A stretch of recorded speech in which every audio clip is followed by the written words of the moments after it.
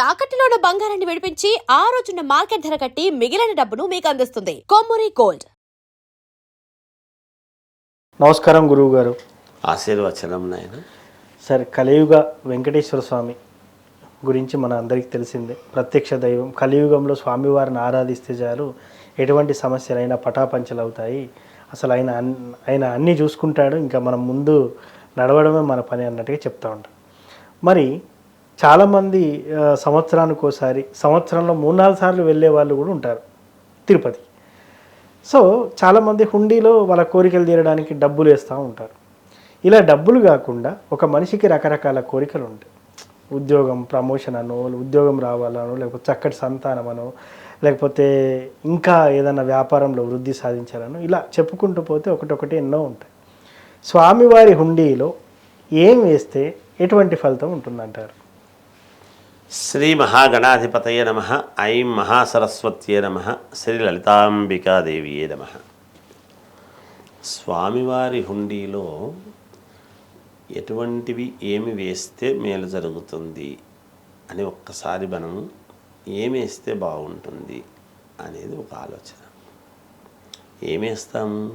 డబ్బులే వేస్తాం. ఎక్కువ శాతము డబ్బులే ముడుపుగా కట్టి తీసుకువెళ్ళి ఇది స్వామి ముడుపు అని వేయడం జరుగుతుంది సహజంగా. నిజానికి అదే చెయ్యాలి. ఎందుకంటే మనకు శాస్త్రం కాంచానాం కర్మ విమోచనం. మన కర్మ ఒగదగిపోవాలి అన్నప్పుడు కాయిన్సే, ఎందుకంటే అవి ఇనుము. ఓకే, కాయిన్స్ వేయాలి. కాయిన్సే వేయాలి.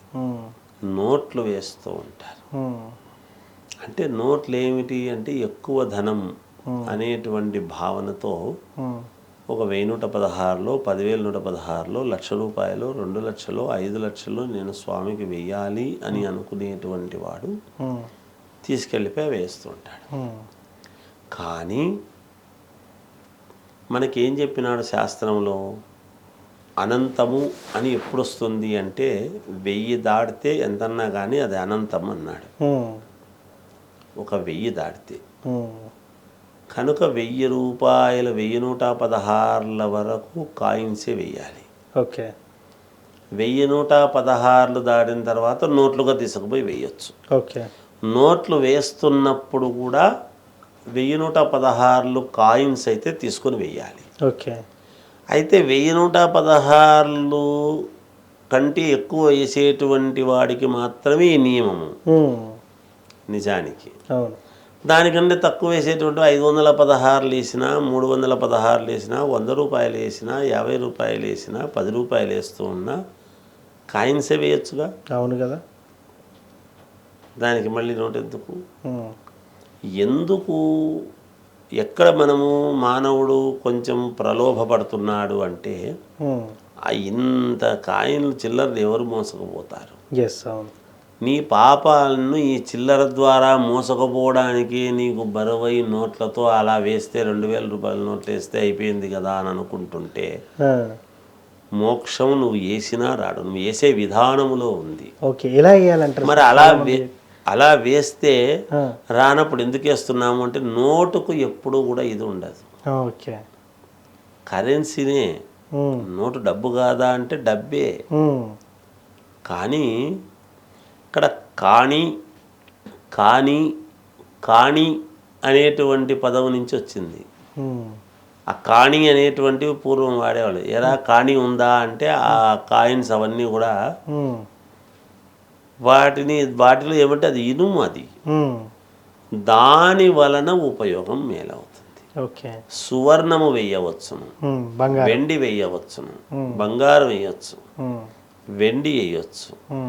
ఏదో వెండి మొక్కుకున్నాను నేను వేస్తున్నాను, వెండి చేస్తాను, ఓ వెండి గ్లాస్ వేస్తాను మొక్కున్నా, ఒక వెండి చైన్ వేస్తాను మొక్కున్నా, లేదు వెండి 1 కిలో నేను ఒక బిస్కెట్ వేస్తాను మొక్కుకున్నాను, అలాగే బంగారు వేస్తాను మొక్కుకున్నాను. ఇలాంటివి మొక్కులు చేసుకోవచ్చు. అవును.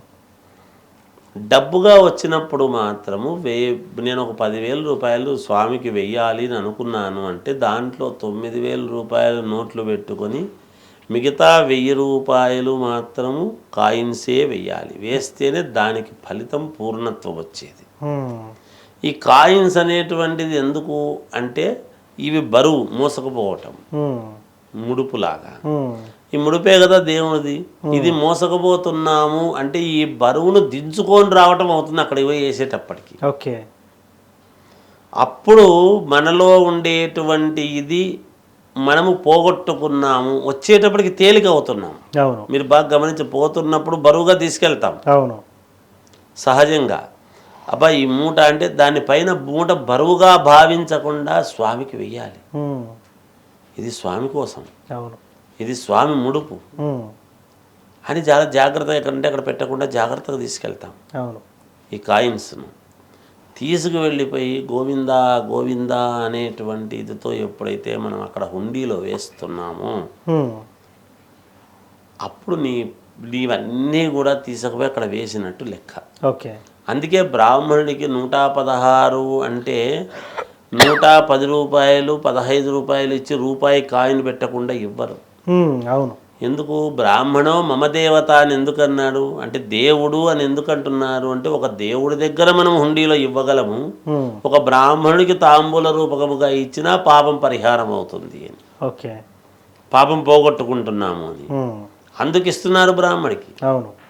తాంబూలం బ్రాహ్మడు బతకలేకపోతే మనం ఏదో తాంబూలం ఇచ్చినామని కాదు, మనం పాపము పరిహారం చేసుకోవటానికి తాంబూలం ద్వారా ఇస్తున్నాం. అవును. ఆ తాంబూలాన్ని స్వీకరిస్తున్నాడు 2 చేతులు పెట్టి. దాంట్లో కాయిన్ ఉంటుంది. ఆ కాయిన్ ద్వారానే వచ్చేటువంటి సమస్య. అవతలి వాడికి పోయినా మనకు రావాలన్నా దానివల్లే వచ్చేది. అలాంటివన్నీ తీసుకోబడతాయి కాబట్టి అందరివి తీసుకుంటారు కాబట్టి అప్పుడప్పుడు దేవస్థానాల్లో కూడా ప్రక్షాళన అనేటువంటిది జరుగుతూ ఉంటుంది మామూలుగా. అలా ప్రక్షాళన చేస్తారు దేవాలయాలు అనేటువంటివి వస్తాయి. అందుకే నోట్లు కాకుండా ఈ విధముగా ఎప్పుడైతే కాయిన్స్ గనక తీసుకుపోయి వేస్తారో వేసే విధానంలో కూడా చాలా మంది ఇలా వేస్తుంటారు. అవును. ఇలా వేయాలండి, ఇలా వేయకూడదు, ఇలా తీసుకువెళ్ళి వెయ్యాలి. ఓకే. స్వామికి ఇస్తున్నాము అనేటువంటి భావనతో వెయ్యాలి కానీ స్వామికి వేస్తున్నాము మేము హుండీలో వేస్తున్నాం ఇస్తున్నాము అనేటువంటిది వేరు, వేస్తున్నాం అనేటువంటిది వేరు. అవును. చాలామంది అంతవరకు పోయిన తర్వాత తెలియక ఆ హుండీ చుట్టూ తిరిగి ఇలా వేసేస్తుంటారు. ఇలా వేయకూడదు. ఎప్పుడూ కూడా ఇలా స్వామి అని 2 చేతులు చేయి పట్టుకునే వెయ్యాలి. అది ఇస్తున్నప్పుడు ఏమవుతుంది అంటే మనమేదో దేవుణ్ణి ఉద్ధరించడానికి ఇచ్చినట్టు కాదు, మన పాపకర్మలు పోగొట్టుకోవడానికి. ఇన్నాళ్లకు నాకు దర్శన భాగ్యం కలిగించినావు తండ్రి, మళ్ళీ ఎప్పటికి నాకు దర్శన భాగ్యం కలిగిస్తావో ఏమో తెలియదు. అందుకే పునర్దర్శన ప్రాప్తిరస్తు అని రిటర్న్లో తిరిగి వచ్చేటప్పుడు రాస్తూ ఉంటారు. అంటే నువ్వు మళ్ళీ మళ్ళీ రావాలి అని భగవంతుడు కోరుకుంటూ ఉంటాడు. ఎందుకు వాళ్ళు కష్టాలు ఉన్నాయని కాదు, భగవంతుడి దగ్గరికి ఎన్నిసార్లు వస్తే అన్నిసార్లు నువ్వు పాప ప్రక్షాళన అవుతావు. నీకు మేలు జరుగుతుంది, నీకు యోగం పెరుగుతుంది, నీ పనులు జరుగుతాయి, నెరవేరుతాయి, నీకు బుద్ధి పెరుగుతుంది, జ్ఞానం పెరుగుతుంది, పాపాలు నశిస్తాయి. అందుకని ఇలా ఇంకొక చెయ్యి మన చేత్తో పట్టుకొని ఇలా వేయటం అనేటువంటిది రావాలి. అలా చేస్తే తప్పకుండా శ్రీ వెంకటేశ్వర స్వామి యొక్క అనుగ్రహము పరిపూర్ణముగా కలుగుతుంది. ఇంకా శరీర రుగ్మతలు అవి పోవటానికి చేయటానికి ఇబ్బందులు, శారీరకమైనటువంటిది మానసికంగాను ఇబ్బంది అనేటువంటిది ఎందుకు అంటే ప్రాణముతో సమానమైనటువంటి. అందుకే వెంట్రుకలలో కూడా ప్రాణం ఉంటుంది కాబట్టి వెంట్రుకలు పెరుగుతాయి. అందుకనే స్వామివారికి తలనీలాలు అనేటువంటిది ఇవ్వటం. ఎందుకు తలనీలాలు ఇస్తే ఏమవుతుంది అంటే నాకు నా మెదడులో ఎక్కడ లేని సమస్యలన్నీ ఉన్నాయి తండ్రి, ఇన్ని సమస్యలకు కారణం నా తలకాయ, ఈ సమస్యలు ఎలా తీరుస్తావో. తలకాయ ఇలేం కదా స్వామికి, అంతే కదా. తల మీద ఉండేటువంటి వెంట్రుకలు ఎప్పుడైతే స్వామికి సమర్పిస్తామో తప్పకుండా మన నెత్తి మీద ఉండేటువంటి శని దరిద్రము అంతా కూడా పోతుంది అనేటువంటిది ప్రతీక. సూపర్. కాబట్టే మనము తలనీలాలు ఇవ్వటం అనేటువంటిది పెట్టుకున్నాం. ఎందుకు? తలనీలాలు ఇవ్వటము వలన ఏమవుతుంది అంటే బ్రహ్మరంధ్రము అనేటువంటిది ఒకటి ఉంటుంది. ఆ బ్రహ్మరంధ్రము అనేటువంటి దాని దగ్గర ఎప్పుడైతే భగవంతుడు బ్రహ్మ కడిగినటువంటి పాదము శ్రీ మహావిష్ణువు, విష్ణుపాదం, అటువంటి ఆయన పాదాల దగ్గర ఎప్పుడైతే మనము శిరస్సు వంచి ఎప్పుడైతే అక్కడ మనం ఇచ్చి తర్వాత మనం స్వామి దర్శనానికి ఆ గుండుతో పోయి మనం నమస్కారం చేసుకుంటున్నామో, తల వంచి ఇట్లా ఎప్పుడైతే చేసుకుంటున్నామో, ఈ బ్రహ్మరంధ్రము గుండా స్వామివారి యొక్క వరదహస్తముతో మనకు అనుగ్రహం కలగడానికి యోగం పెరుగుతుంది. తల్లినాలు ఇచ్చి వచ్చినానబ్బా, నాకు చాలా మేలు అయిపోయిందబ్బా, నా సమస్య తీరిపోయింది. అవును, తలనీలాలు ఇచ్చేంత వరకు నాకు ఆ సమస్య తీరితే తలనీలాలు ఇద్దామనుకుంటున్నాను, స్వామి తీర్చడం లేదు అనుకుంటాం. అవును, నువ్వు ముందు ఇచ్చిరా, తర్వాత అయిపోద్ది ఆటోమేటిక్గా. నీకు అక్కడ ఎప్పుడైతే తలనీలాలు ఎప్పుడైతే సూక్ష్మం మొత్తం ఇచ్చేస్తావో నీ సమస్యలు ఇక్కడ అట్లాగే కొరిగినట్టుగా పోకపోతే అప్పుడు అడగండి. నువ్వు మొక్కునే దాన్ని బట్టి ఉంటుంది, నువ్వు మొక్కుకునే విధానాన్ని బట్టి ఉంటుంది.